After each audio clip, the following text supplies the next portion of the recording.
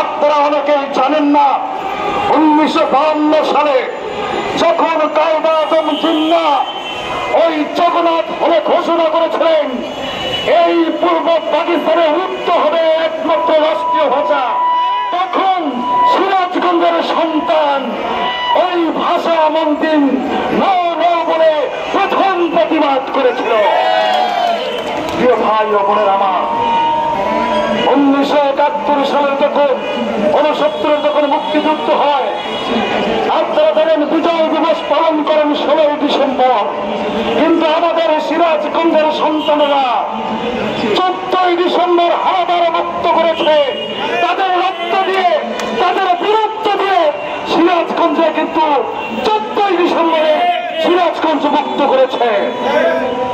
আমরা যখন 90 কোনো আন্দোলন করল সাদের বিরুদ্ধে, তখন আমার সিরাজগঞ্জের উল্লাপাড়ার জেহাদ রক্ত দিলে যখন জেহাদকে হত্যা করা হয়েছিল গুলি করে, তখন এই আজকের আমার ভাই হাবিব ভাই ছাত্র নেতা ছিল ঢাকা বিশ্ববিদ্যালয়ে। আমরা বলেছিলাম আমরা মফস্বল থেকে এসে রক্ত দেব, আপনারা ঐক্যবদ্ধ হতে পারবেন না, এটা হতে পারে না।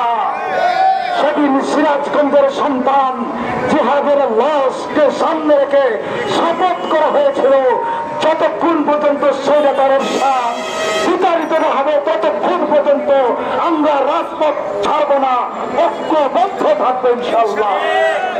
2024 সালে ইতিহাস আপনারা সবাই জানেন সিরাজগঞ্জের মানুষ কি করেছে, সিরাজগঞ্জের মানুষ কেমন আন্দোলন করেছে।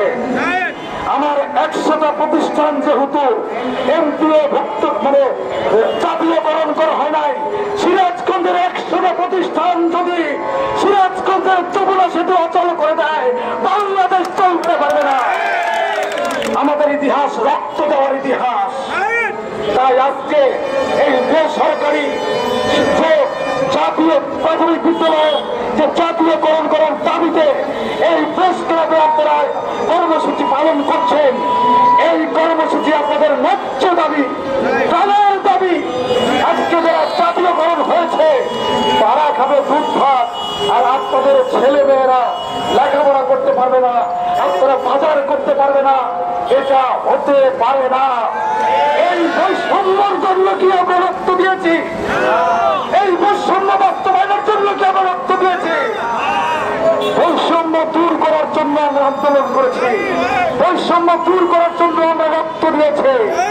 অন্তর্বর্তীকালীন সরকারের কাছে স্পষ্ট ভাষায় বলতে চাই, এই যে সমস্ত শিক্ষকদেরকে জাতীয়করণ করা হয় নাই, অনতি বিলম্বে এই শিক্ষা প্রতিষ্ঠানগুলি জাতীয়করণ করা হোক, এটা সকলের দাবি।